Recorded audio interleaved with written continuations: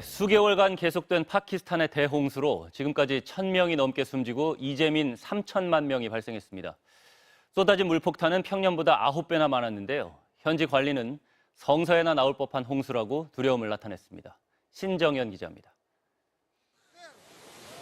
강을 건너려다 물살에 가로막힌 승합차에서는 필사의 탈출이 이어집니다.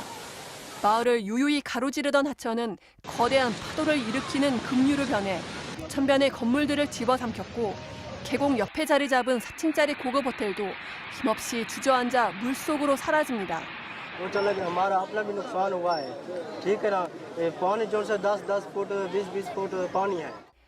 현재까지 파키스탄에서 폭우로 숨진 사람은 어린이 300여 명을 포함해 1,000명이 넘었습니다. 파괴된 주택은 95만 채, 이재민은 3,300만 명에 달해 파키스탄 국민 7명 중 1명이 피해를 봤습니다. 파키스탄은 해마다 6월 중순부터 9월까지 여름 계절성 폭우 몬순이 이어지는데 올해는 남부 일부 지역에서 평년보다 9배나 더 많은 비가 쏟아졌습니다. 남부 신드주에서는 성서에서나 나올 법한 홍수라는 표현이 등장했습니다.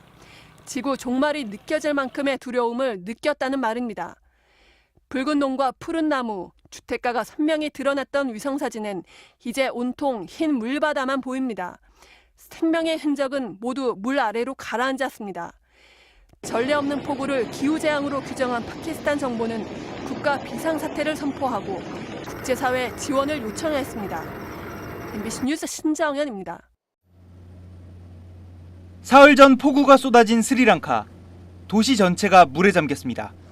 성인 허리까지 물이 차오르고 주민들은 생필품만 챙겨 겨우 집을 빠져나옵니다.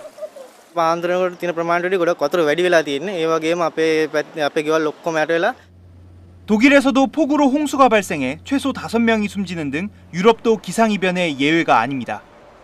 지난해 6월부터 올해 5월까지 1년간 지구 평균 기온은 15도를 넘었습니다. 지난 1850년부터 1900년 사이 산업혁명 시기와 비교하면 1.63도가 높아진 겁니다.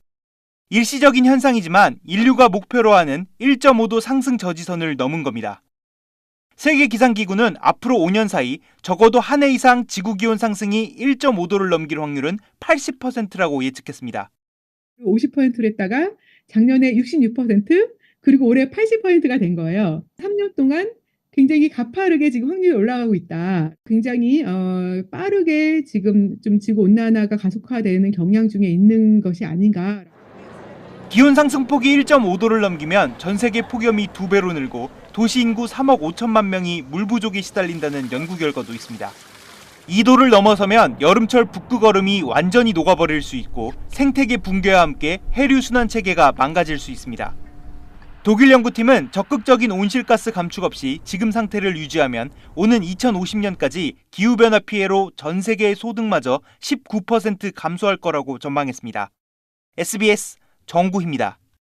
자, 이제 우리 눈앞에 재난이 된 기후위기, 임계점에 다가서고 있습니다.